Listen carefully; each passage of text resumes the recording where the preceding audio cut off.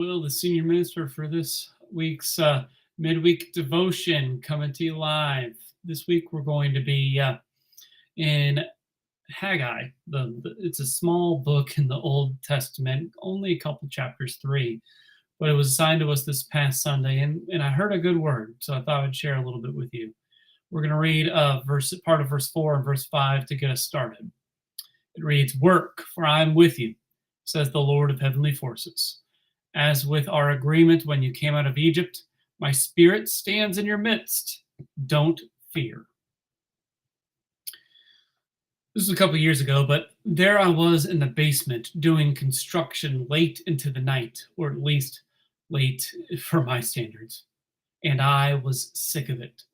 Working all day only to come home and do more work on the house wasn't my idea of fun.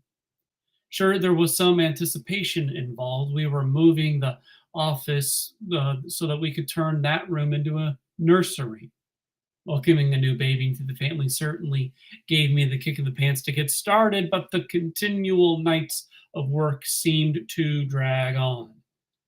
I only had about 2 real hours after kid number 1 went to bed and when I needed to go to bed. So the process took a lot longer than I wanted it to. It wasn't a complete gut job, mind you. There was more than enough to do, though. Carpet to rip out, cement to scrape, trim to repair, drywall cracks to scour, tape and mud, walls to prime and paint. My enthusiasm, it waned. And frustration kicked in as I moved from room to room to room with no real end in sight. I mean, there was an end, but it always felt like it was more than far away. And you can tell. At some point in the future, I'm going to have to go back and redo some of the work I've done. I'd gotten sick of doing it, so I cut corners. I didn't want to work anymore, and it showed in the results. Those places I started with looked great, those first parts. But those places that came in the latter stages, they look good behind picture frames. You can see one of them actually. The Israelites, though, to do a little bit of a non sequitur, they couldn't cover up their self-interpreted failure of a construction project. That's what's being talked about in Haggai. It's been 19 years since they started reconstruction after being allowed to come home from their Babylonian captivity, and the end is not in sight. They are tired. They are frustrated. They are worried. What if they never get done? What if we can't do it? What if it isn't as good as it once was? They look up at what they've done, and it pales in comparison to the temple that their ancestor Solomon built. They think that what they see is but a shell of the impressive and magnificent artifice they had heard about in their grandparents' stories. And a question pops in. Would God even want to live here? Because that's what the temple was for, to house God's presence in the world. Why would God want to live in a second-class temple after he's grown accustomed to a more decadent lifestyle? And we might think this is a silly question. Why would people worry if God would be with them? Don't they know that God can't be boxed in? Don't they realize a mere building can't house the one who ordered the chaos and breathed life into us all? But before we get too high on our spiritual horses, we would do well to do a bit of confession. It's all too easy to believe God is only with us during the oppressive, meaningful, and successful parts of life. Northern Lights in Missouri, God's grandeur. Bank account is full, God's blessing. Kids are still coming for Thanksgiving, God's providence. Sure, there are challenges, frustration with late nights and weariness when you compare the present to the past, but those are just things to get through. They are obstacles to push past in order to get to the glory awaiting for you at the end.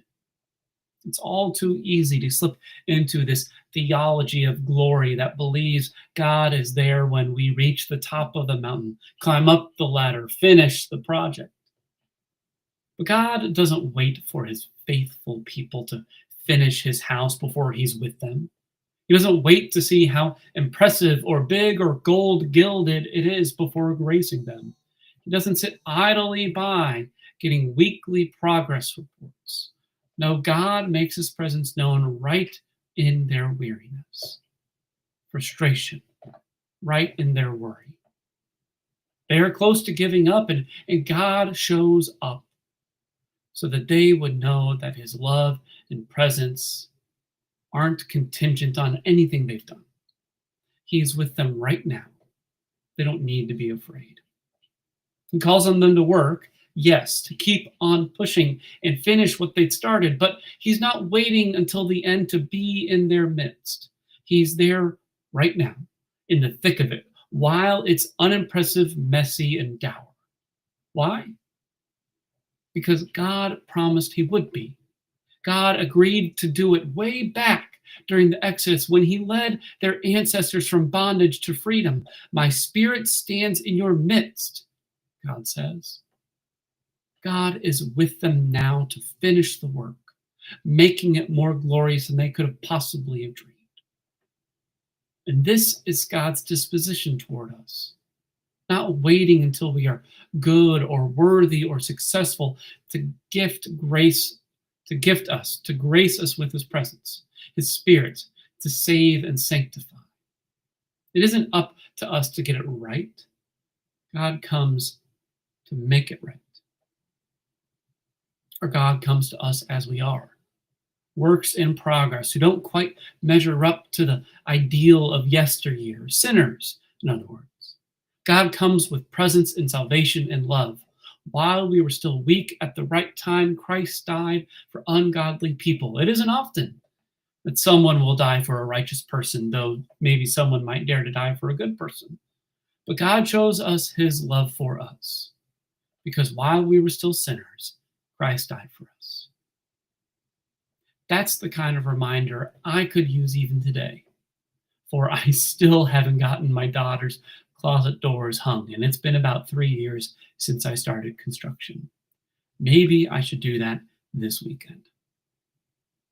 Thanks for joining me for this week's Midweek Devotion. I hope you heard the good news.